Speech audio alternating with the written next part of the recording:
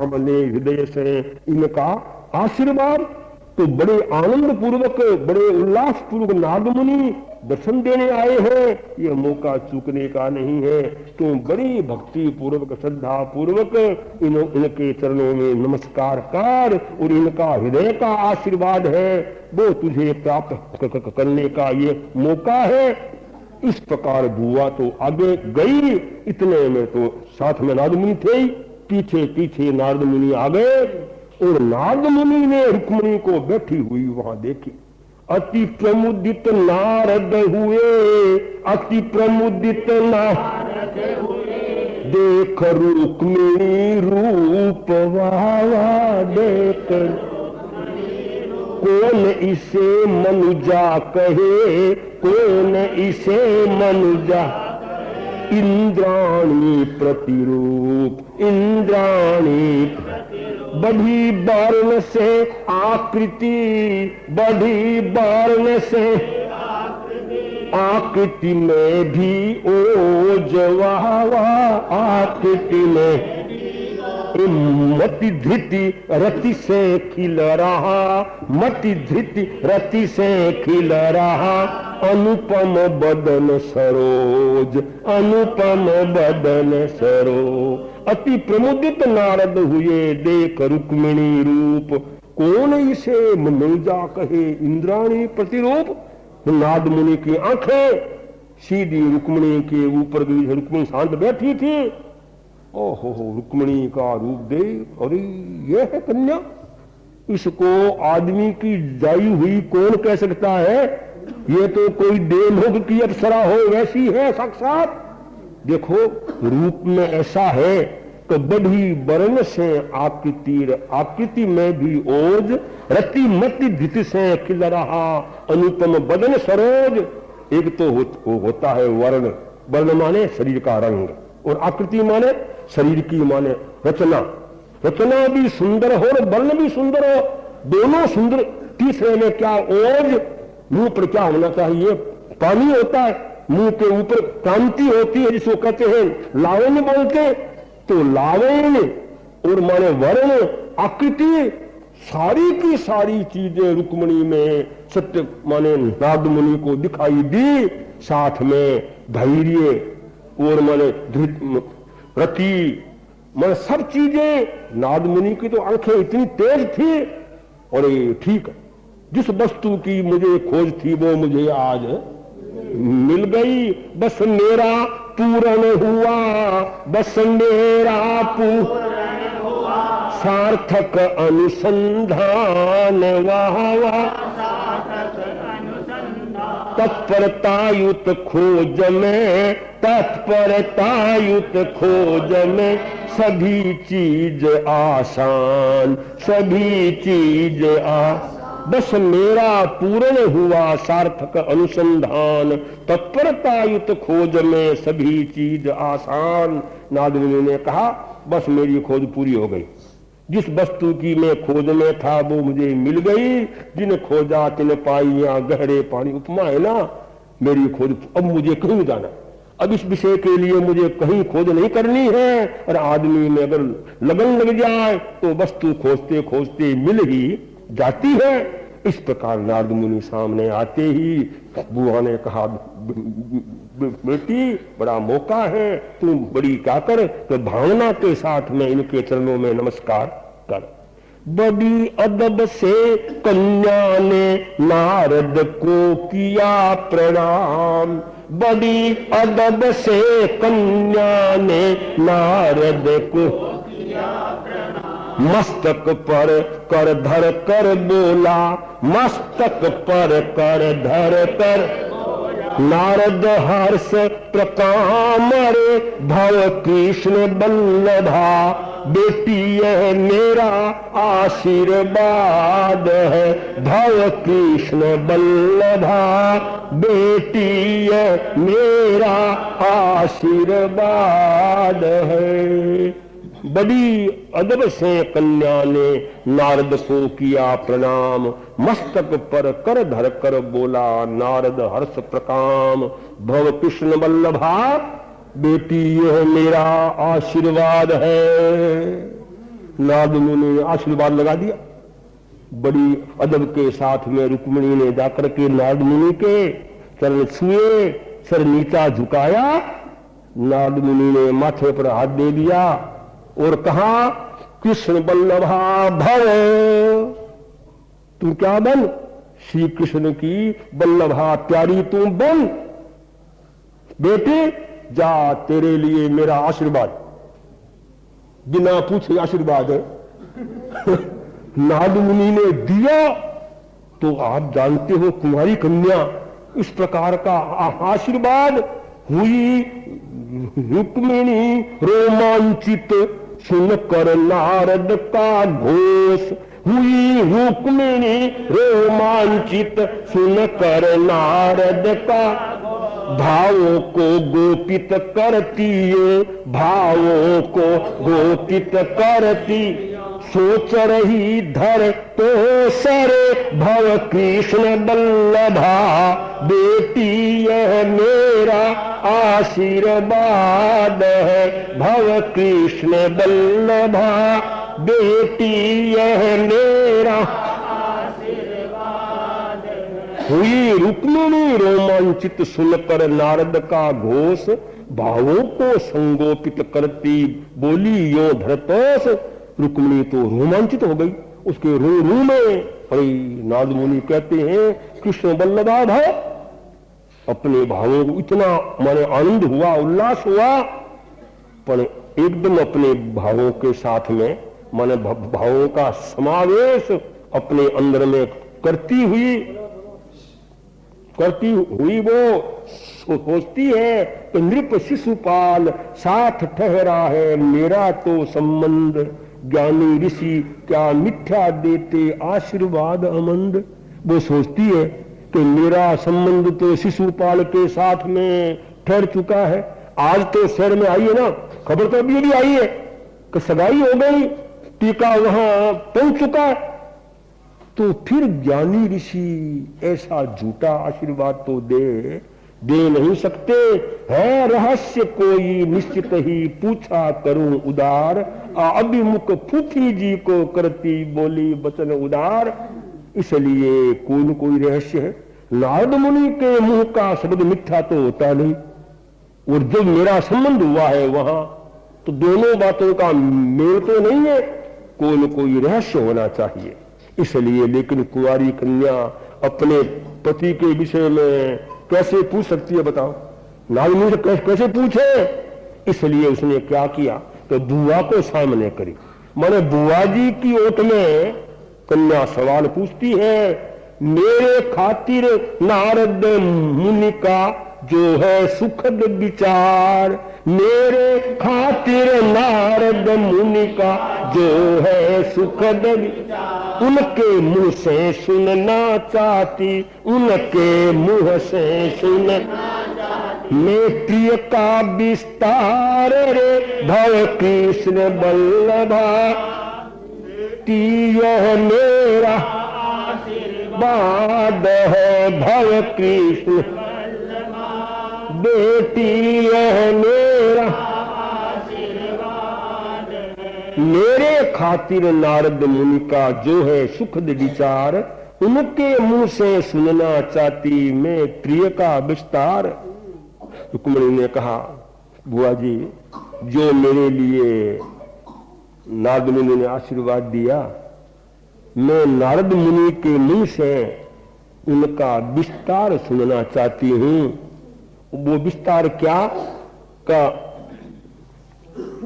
बोलते थे, वो विस्तार से क्या रहते कहां, वंश है कैसा, क्या वय, कैसा रूप, कैसी विभुता, कौन सहोदर, मात तात सुख रूप। देखिए रुक्मिणी ने इतने सवाल पूछे।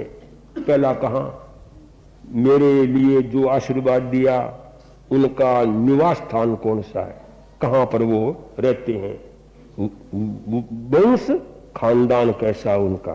दो, तीसरे में क्या वय, उनकी उम्र क्या है, उनका रूप कैसा है, उनका वैभव माने कैसी संपत्ति है उनके पास, उनका सहोदर भाई कौन और माता पिता उनकी क्या है। देखिए कितने सवाल का मैं इतनी चीजों का मैं वर्णन नारद मुनि के मुंह से सुनना चाहती हूं। नारद मुनि ने सोचा, है विवेकिनी सात रूप के कैसे किए सवाल, नारद ऋषि देते हैं सुनिए प्रत्युत्तर सुविशाल। नारद मुनि ने कहा, देखो कन्या केवल सुंदरी नहीं है, साथ में बड़ा इसका विवेक है, क्योंकि जहां संबंध होना इतनी बातें बहुत आवश्यक है। ऐसा भी देश कैसा है, वहां की आबो हवा कैसी है, पानी वहां का कैसा है, खानदान उनका कैसा है, उनकी उम्र कितनी है, मुना सारी बातों का पूछना इसमें बड़ा चिंतन है। और चिंतनशील इसने सवाल पूछे। अब तो क्या पूछो, नारद मुनि उत्तर देने वाले कहते हैं, आ इंद्रपुरी सी पुरी द्वारका, इंद्रपुरी सी पुरी द्वारका, कृष्ण वहां के राजा है, हाँ कृष्ण वहां के राजा है, यदुवंश उच्च वंशों में तरुणावस्था ताजा है यदुवंश उच्च वंशों में तरुणावस्था ताजा। क्या पूछो सौंदर्य उन्हें तो, क्या पूछो सौंदर्य उन्हें तो, जग ही मोहन कहता है, हाँ जग ही मोहन कहता है, क्या वैभव का कहना जिनका भरा खजाना रहता है, क्या वैभव का कहना जिनका भरा खजाना, मनमानी करने वाले, मनमानी अभिमानी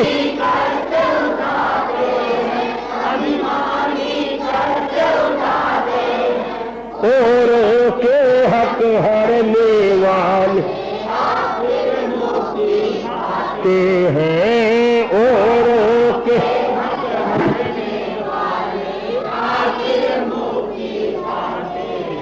इंद्रपुरी सी पुरी द्वारका, कृष्ण वहां के राजा है यदुवंश उच्च वंशों में तरुणावस्था ताजा है।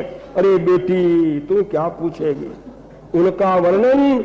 अरे द्वारका क्या है, इंद्रपुरी जैन आगम का शब्द है कि प्रत्यक्ष देवलोक भूया, माने प्रत्यक्ष देवलोक के समान क्या थी द्वारका, उस जमाने की नगरी थी। नामी क्या द्वारका, रात को सोए जब कुछ नहीं था, समंदर का था किनारा, रात ही रात में इंद्र महाराज की आज्ञा से क्या की कर दी कि शहर का माने शहर की रचना की गई, नगरी की रचना की गई। सुबह लोग उठे, अरे द्वार कहाँ है, द्वार कहाँ है, दरवाजा कहाँ है, क्या नाम बन गया द्वारका।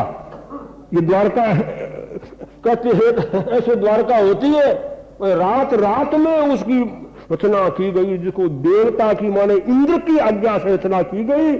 तो पूछती तो क्या पूछती है, द्वारका तो उनका शहर है, राजधानी है, कृष्ण वहां की है, महाराजा, खानदान का क्या है, यादव उनका है वंश, अरे युवा अवस्था है। तू पूछती है सौंदर्य, अरे उनका तो नाम ही क्या है, मोहन। मोहन जो उनको देखता है वही उनसे मोहित हो जाता है। वैभव का तो क्या कहना है, जिनके धन संपत्ति का कोई शुमार नहीं है। ज्येष्ठ सहोदर राम महाबल, ज्येष्ठ सहोदर बहन सुभद्रा सुखदाई, हाँ बहन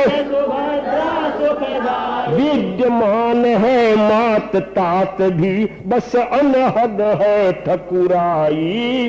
विद्यमान मात तात भी, बस अनहद है ठकुराई।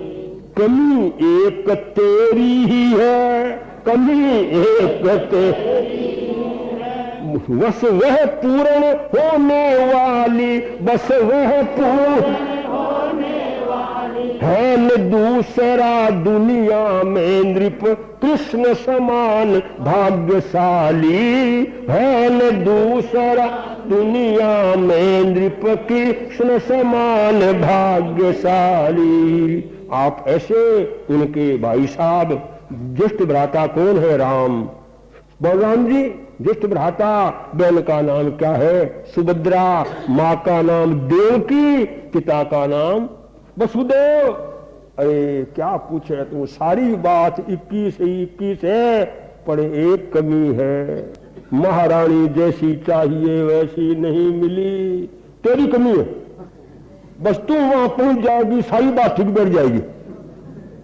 नारद मुनि ने वो धक्का लगा दिया, इसलिए तेरे सिवाय कोई भी वहां कमी किसी बात की नहीं है। अरे बेटी ज्यादा क्या कहूं, इस जमीन पर उन जैसा भाग्यशाली कोई दूसरा आदमी ही नहीं। इस प्रकार नारद मुनि ने आशीर्वाद दिया है और रुक्मिणी बड़े ध्यान से सुन रही है। सगाई तो हुई है शिशुपाल के साथ में और आशीर्वाद मिला है ये। अब देखो कैसे सौदा ये पार आगे है होता है, वो वर्णन फिर आगे कल चलाया जाता है। बगुला घना है प्यारा हंस कठे, संत कठरे साचा संत कठे। बगुला घना है प्यारा हंस, संतों का मिलना। अरे संत कहाँ है?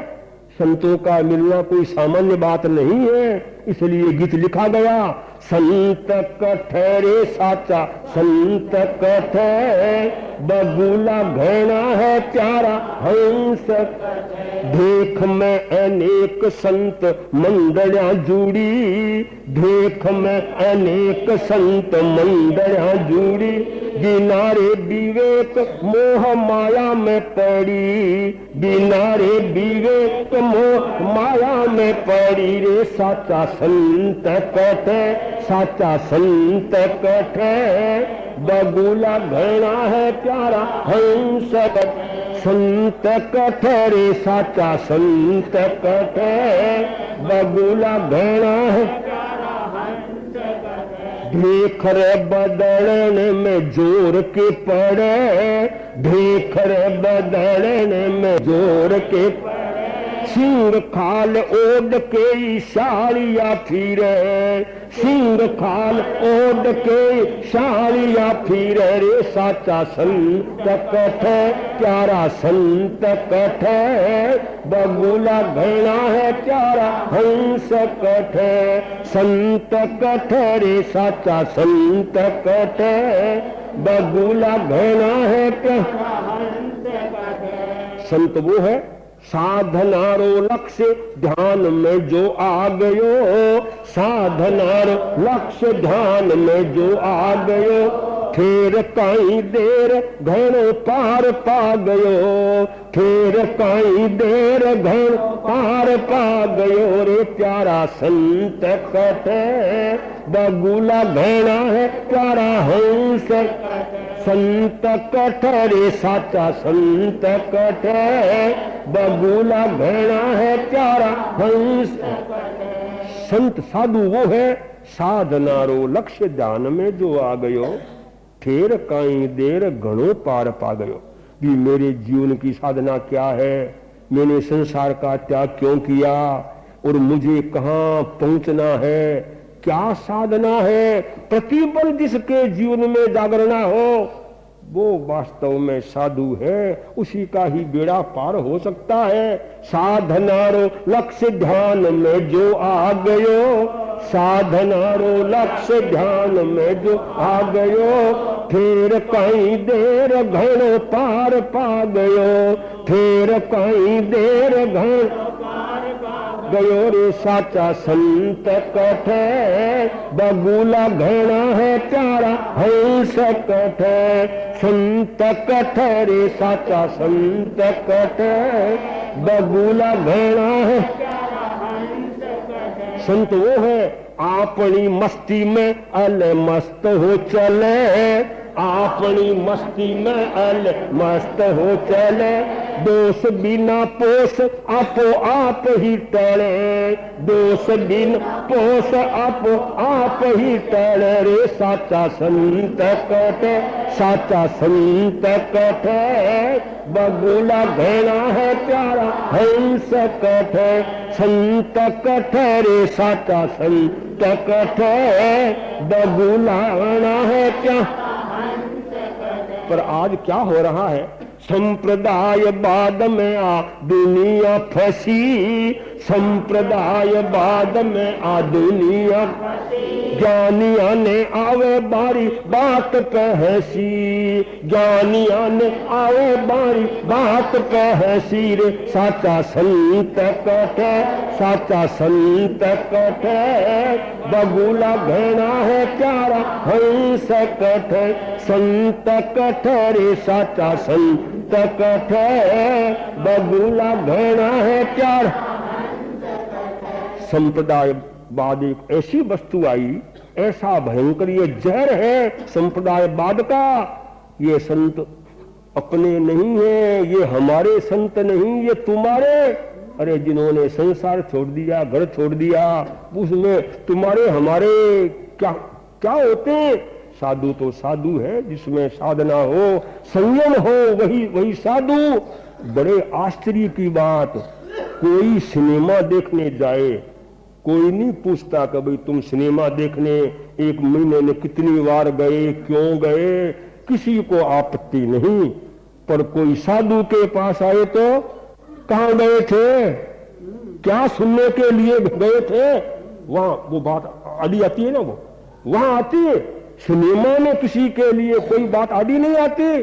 संप्रदाय बाद में आ दुनिया फंसी, संप्रदाय बाद में आ दुनिया फंसी, ज्ञानिया ने आवे बारी बात पे हंसी, ज्ञानिया ने आवे बारी बात पे हंसी रे साचा संत कटे, साचा संत कटे, बगुला घेना है प्यारा संत कटे रे साचा संत कटे, बगुला।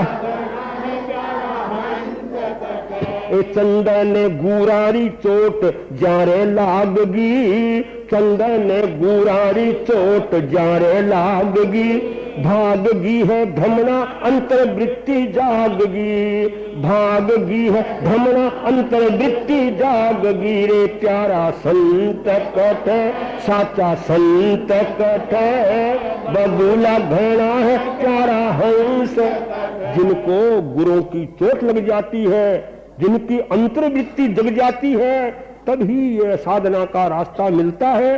चंदन गुरारी चोट जारे लागगी, चंदन गुरारी चोट जारे लागगी, भागगी है भ्रमणा अंतर्वृत्ति जागगी, भागगी भ्रमणा अंतर्वृत्ति जागगी रे साचा संत कटे, प्यारा संत कटे, बगुला घेना है प्यारा हंस कटे, संत कटे रे साचा संत कटे, बगुला घेना है प्यारा हंस कटे। इसलिए भाइयों, हमको सच्चाई पर ध्यान देना है। सत्य जहां से मिलता हो, सोना चाहे आप इंडिया का हो चाहे अमेरिका का हो, अगर स्वतंत्र का सोना है उसे लेने में कोई आपत्ति नहीं है। सही वस्तु हो उसको आप लोगे, आपके लिए ही लाभ होगा, इसमें कोई संकोच वाली बात नहीं होनी चाहिए। में ओम अरहं में ओम अरहं में ओम अरहं में ओम ओम अरहं में ओम अरहं ओम अरहं में ओम अरहं में ओम अरहं ओम अरहं में ओम अरहं में ओम अरहं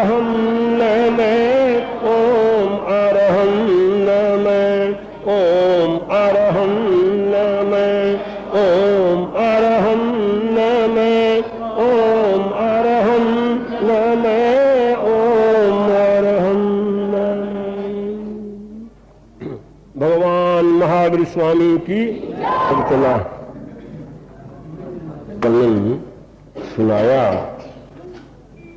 कि द्वारका कहाँ है, आप कैसे हैं, क्या संपत्ति है, जितने रुक्मिणी ने सवाल पूछे थे वो सब सवालों का उत्तर दिया।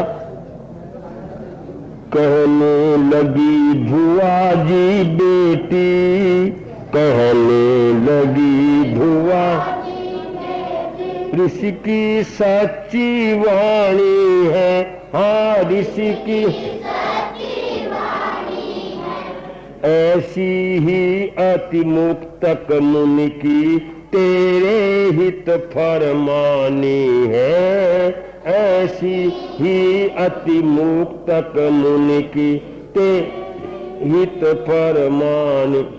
हो गंभीर रुक्मिणी बोली, हो गंभीर रुक्मिणी पर यह कैसे संभव है, हाँ पर यह कैसे संभव है, जब रुक्मी भ्राता का होता कृष्ण नाम से परिभव है, जब रुक्मी भ्राता का होता कृष्ण नाम से परिभव है।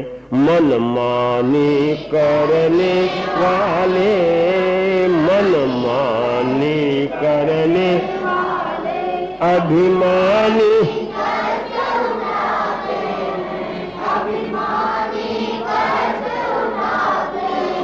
औरों के हक हरने वाले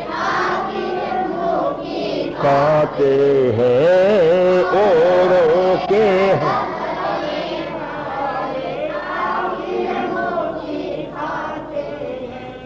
कहने लगी भुआ जी बेटी ऋषि की सच्ची वाणी है, ऐसी ही अतिमुक्तक मुनि की तेरे हित फरमानी है।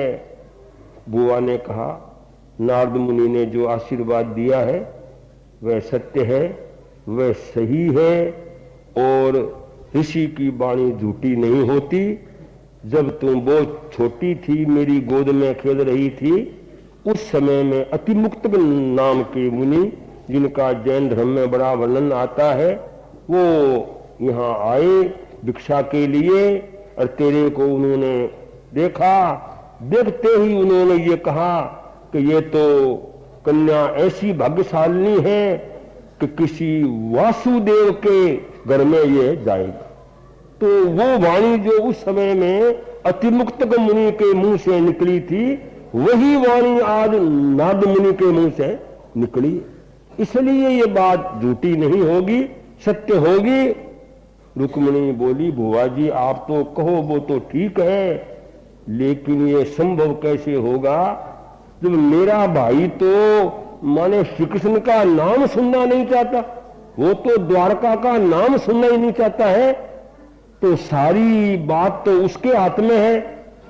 ये बात कैसे बैठ सकती है, ये संभव भी कैसे हो सकती है। बुआ ने देखा मौका भी ठीक है, सारी जिम्मेवारी नारद मुनि के ऊपर ही डाल दी जाए। बुआ कहती है लीला नारद की, लीला नारद बेटी तून जानती, लीला नारद की बेटी तून जानती, झूठा बहम ठानती, लीला नारद की झूठा बहम ठानती, लीला रख धीरज कुछ मत घबरात, रख धीरज कुछ मत घबरात, बनता उसे देखती जात, बनता उसे देखती है यह संत रंगीला, लीला नारद की है यह संत रंगीला, लीला नारद की बेटी तूने जानती, लीला अलख अगम्य संत कहलाते, अलख अगम्य संत ये दुनियावी न जानने पाते, दुनियावी न जानने जिनका रास रसीला लीला नारद की, जिनका रास रसीला लीला बेटी तूने जानती लीला, झूठा बहम ठानती लीला नारद की, झूठा बहम ठानती लीला। बुआ कहती है बेटी तू नहीं जानती, नारद मुनि की लीला है वो बड़ी अजीब है, और नारद मुनि ने जो कुछ कहा है रख धीरज कुछ मत घबरा तू, आ बनता उसे देखती जा तू, अपने मन में तू धीरज रख,